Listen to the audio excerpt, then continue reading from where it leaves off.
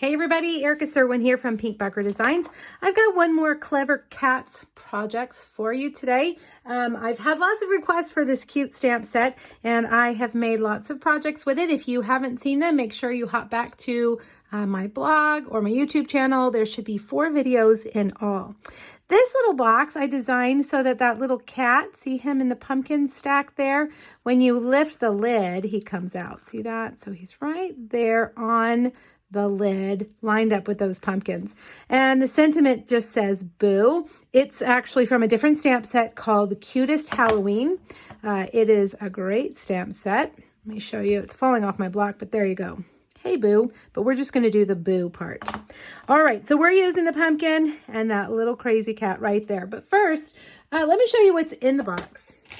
Inside are these new Kit Kats. They are orange colored white cream, which I thought was interesting. And they're kind of a different size than I had seen before. So we're going to stack them in the box like this. And the box, they'll fit perfectly in the box, 4 of them.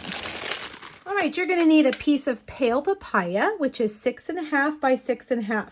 On the first side, we're going to score it at 1 3/8, 4 3/8, and 5 3/4. Then turn it and score it at 1 5/8, 3, 4 5/8, and 6. Now, don't worry, I have all of those typed out on my blog post today, so you can go over there and see them for yourself, and you can get them in case I went too fast. All right, get your bone folder. This is important. You want to burnish all those lines. Make sure you get all of them nice and crisp. And then let's take a look at our piece, all right? So we have over here this skinny lip. Actually, we're going to put it over here on this edge. This is a 1/2 inch. And then we've got the bottom, we've got 1 section here, and then this one has 2 sections. The side that has the 2 sections, that's our lid.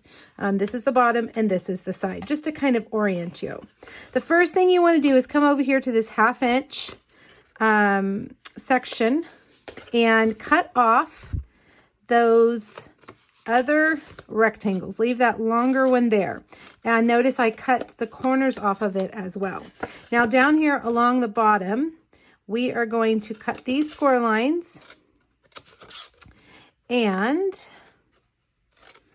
on the one on the outside and the other section right here that is the same size, I've got a little hanging on piece right there. Let me trim that off. There we go. This one right here, you're going to also cut the corners off of that one. Okay. All right, now up here,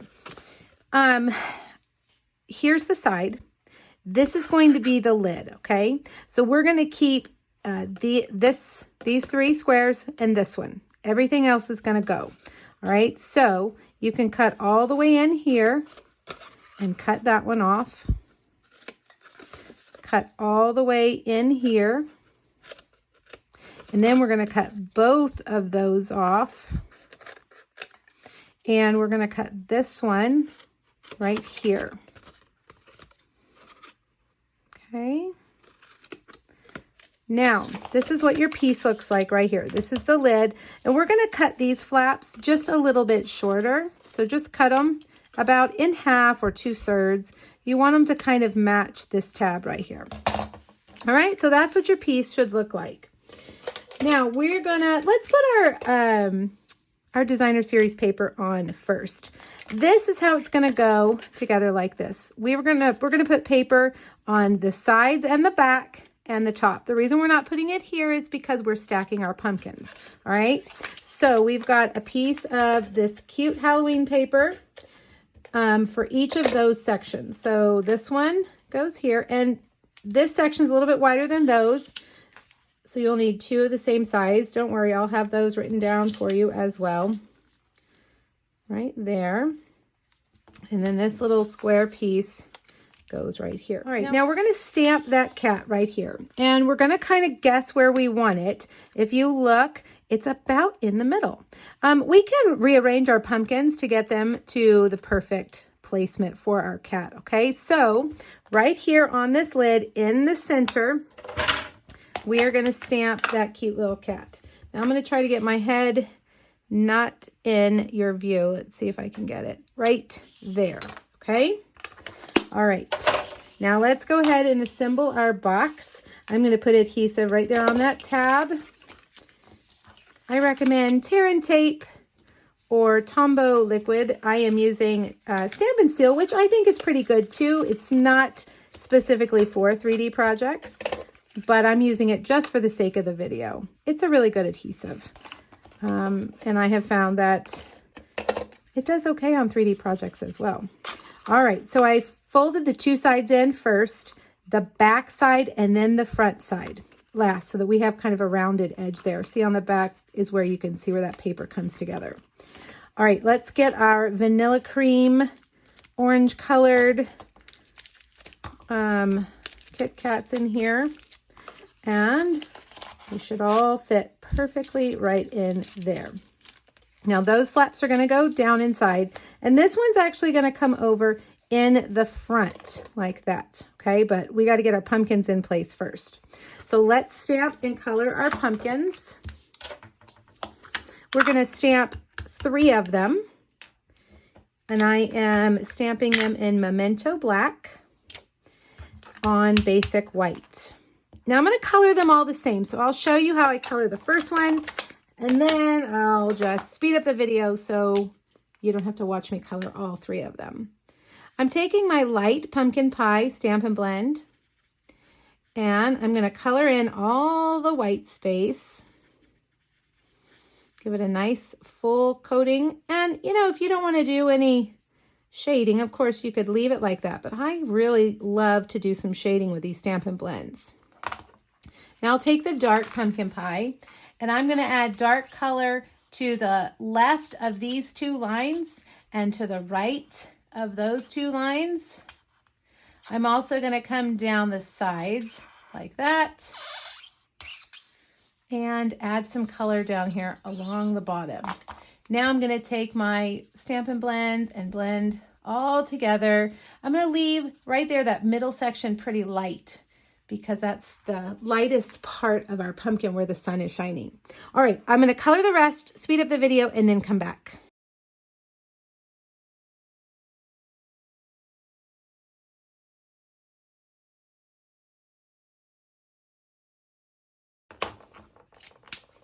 All right, now we're going to cut them apart. There are no matching dies, unfortunately, but these are really easy to cut out.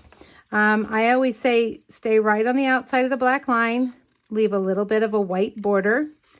That will kind of eliminate any of your scissors cutting away any of the design. Okay, there's that one.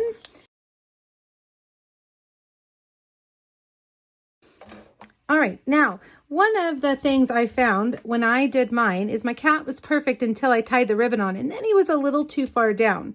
So let's tie our ribbon on first this time, and then we won't have to worry about him sinking down into the pumpkin when our ribbon tightens that lid, that top of the box. So this is just our black and white gingham ribbon, my favorite ribbon of all time. I will use it as much as possible. All right, so now another thing you want to keep in mind are the placement of your dimensionals. And the top dimensional cannot be any higher than where our cat is, right? I mean, the edge of our lid. So I've got the dimensional right at the bottom, and then I'm going to take my pumpkin and put it right there. Let's see, he needs to go over sideways a little bit. There, perfect. Now we can just line up these other 2. I think let's see if we can do the bottom one first and maybe meet in the middle. Let's see, we want to slide. Well, maybe not. Let's see. I'm going to slide this one just a little bit under like that. Make sure they're lined up on the sides as well. Okay. And then we'll bring this one back and put him like that. And let's put that overlapping that one. There we go. How cute is that? Okay, last but not least, let's do our sentiment. I am using, again, that Hey Boo from the Cutest Halloween. And I'm just going to do the boo. So I'm going to take it and ink just part of it right there. And this is a little tag from our hydrangea dies from the annual catalog. Perfect. Just perfect. Now I'm going to take some white twine. And I'm going to thread it through and then thread it underneath that bow.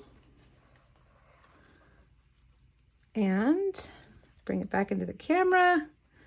Tie that on with a bow. These are so cute. And I think giving somebody 4 Kit Kats is better than just giving them 1. Don't you think?